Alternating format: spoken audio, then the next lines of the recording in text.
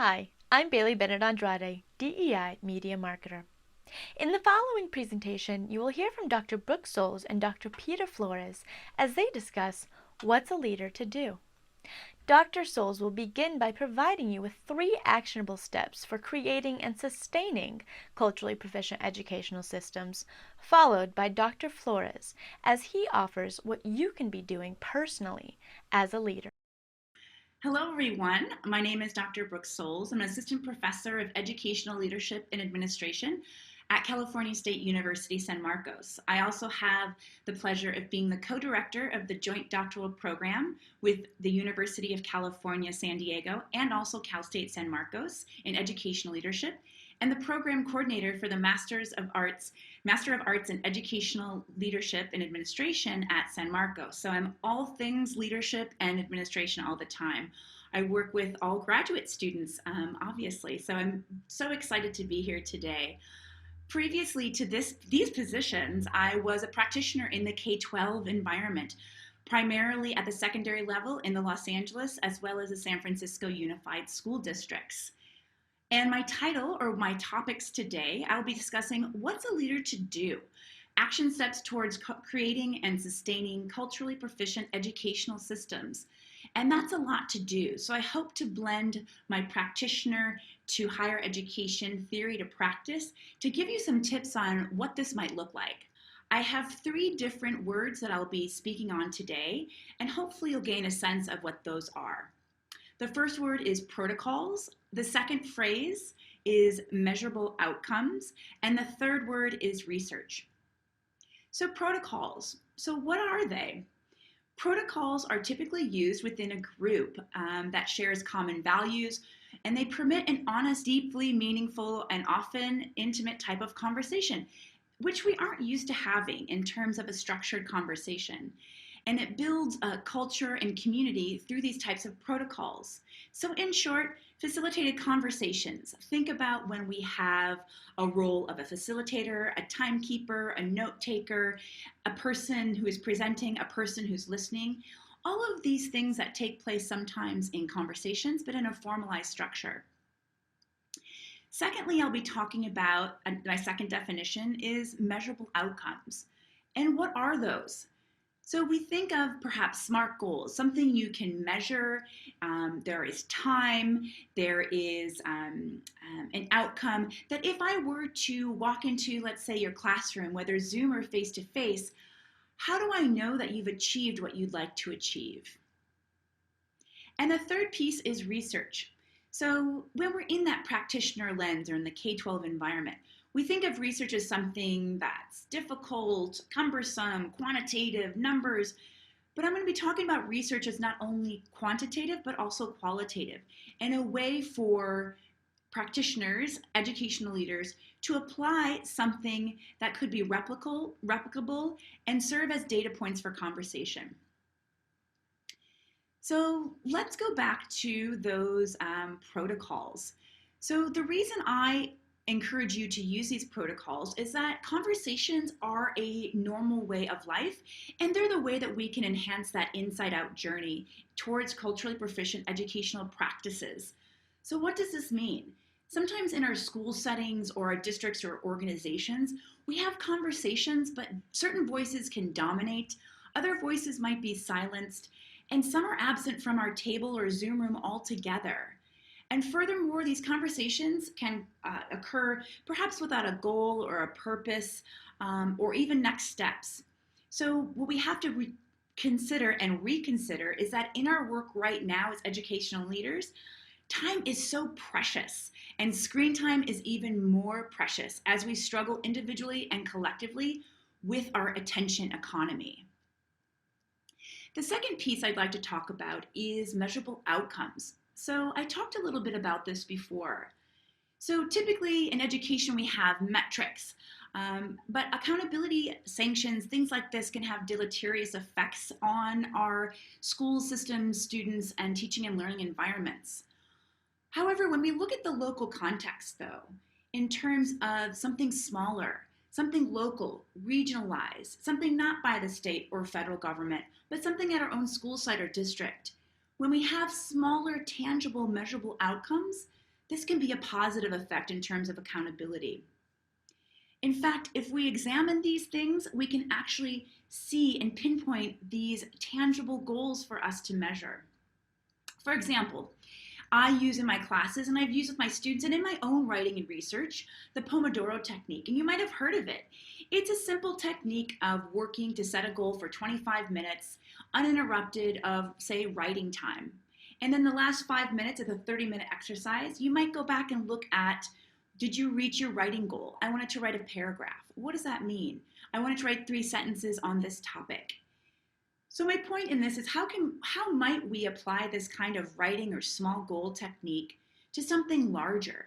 So if you start with something that's really big, what's the first step? I want an equity-based school system or district or organization that is accessible for all students, families, stakeholders. Well, that's a big goal, and that is fantastic. But in terms of implementing and sustaining that, what does that look like? So the first step might be, I'm going to schedule a meeting with my stakeholders and see what they think of the strategic plan or create an equity-based plan. I'm going to plan that for next Wednesday. I'm inviting these 5 people, and my action step will be to plan out perhaps the calendar. That's a simple first step. So you're taking something that's very large and amazing and breaking it down into these smaller pieces. So that would be my second point of measurable outcomes, or perhaps a survey. So that leads me to my third piece, which is research. So we think of research in the practitioner sense. We might think of data points or surveys, but how might we collect certain information from student voices, from stakeholder voices? Perhaps it's through interviews or other narratives. Maybe it's observing meetings. Maybe it's talking to people. Maybe it's hearing what certain words are said on campus or in our Zoom rooms. So what does this look like? Translating research into something that is a part of that daily practice. It can be quantitative. Maybe you're looking at the California Healthy Kids Survey and using that to inform your practice. But as we know, data-driven decisions are important. But what does that phrase really mean, to create and sustain these practices? I would posit that you can use data on a daily basis. And what's really important to know is that data are interpreted in many different ways, even if it is numbers. Some people might see some information around, say, bullying or slurs on campus. They might say that doesn't happen here. Somebody else might say it happens all the time. Look at our online teaching and learning environments. So how can you hold both of these perspectives as true to make an informed decision?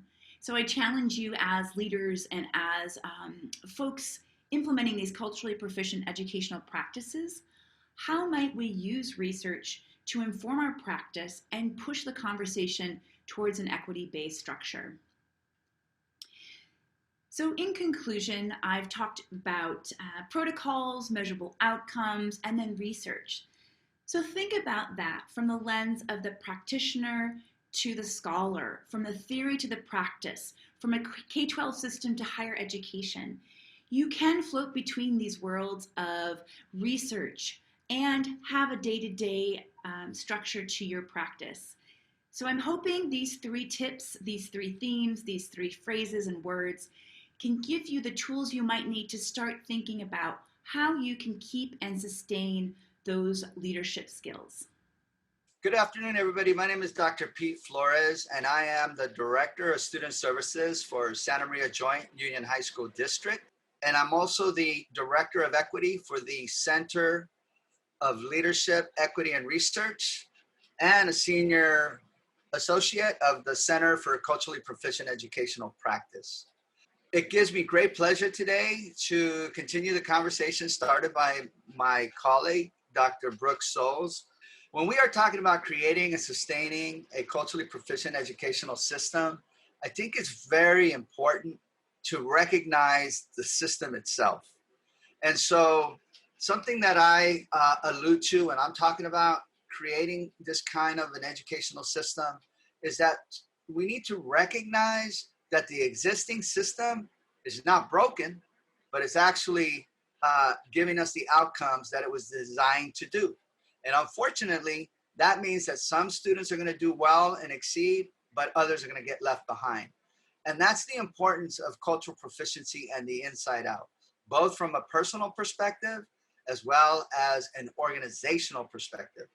The other thing that we must do is that we need to recognize that we as leaders, as culturally proficient leaders, need to evolve ourselves. We need to be able to recognize that there does exist a difference between being a transformational leader and being a transformative leader. A transformational leader pretty much exists in improving the existing system, but not really looking to transform it.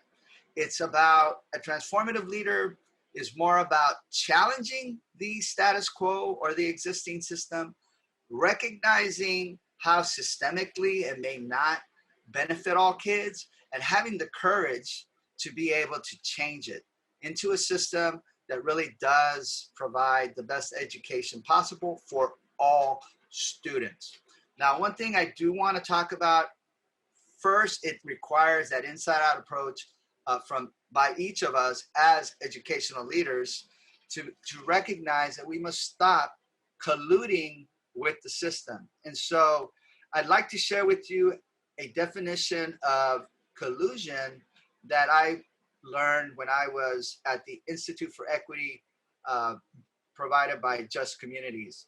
So collusion is defined as thoughts, feelings, behaviors, policies, and practices, etc., that perpetuate a system of oppression that are either intentional or unintentional, conscious or unconscious, by action, inaction, or silence, and or because we as individuals or a group or as an organization or society has internalized the false belief that the system is correct, fears repercussion, wants acceptance, chooses to stay unaware, or refuses to take action. So, in summary, my definition of collusion is if you see something that's wrong, you need to act upon it.